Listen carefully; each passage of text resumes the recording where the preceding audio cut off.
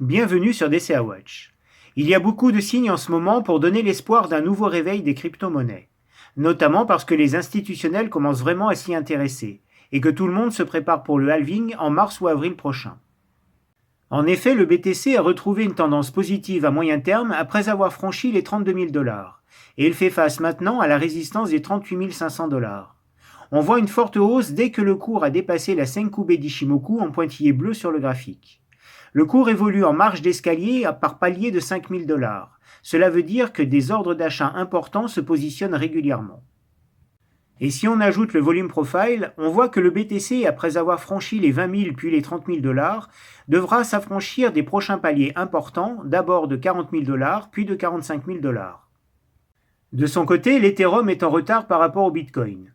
Il n'est pas encore passé en tendance positive, même s'il affiche désormais un retournement de tendance à la hausse avec signal d'achat. Et on voit que le cours est en train de franchir à la hausse la Senkubei d'Ichimoku, comme le BTC il y a quelques semaines. Mais cela doit être confirmé en dépassant la résistance des 2000 dollars. Et quand on ajoute le volume profile, on s'aperçoit que c'est la zone pivot qui doit être dépassée pour libérer l'Ethereum afin qu'il retrouve ses sommets.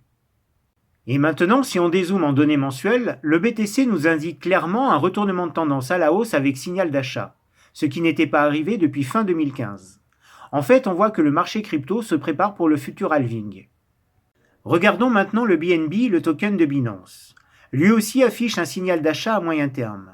Le cours semble vouloir s'éloigner du support des 210 dollars, ce qui est plutôt une bonne chose, car en le cassant à la baisse, rien sur le graphique n'empêcherait le BNB de revenir sur les 50 dollars.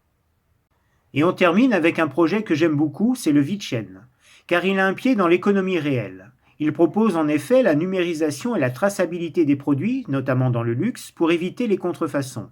Ils ont par exemple des partenariats avec LVMH et BMW. Et on voit que la bonne configuration du cours devrait être confirmée par la lagging span d'Ichimoku en pointillé noir sur le graphique.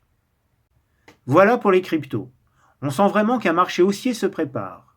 Alors soit on peut jouer la hausse, soit on peut se contenter des revenus passifs du stacking qui devraient augmenter avec la hausse des prix. Bien sûr, je dois rappeler que ceci n'est pas un conseil en investissement, mais juste un partage d'expérience. Sur ce, bon investissement à tous.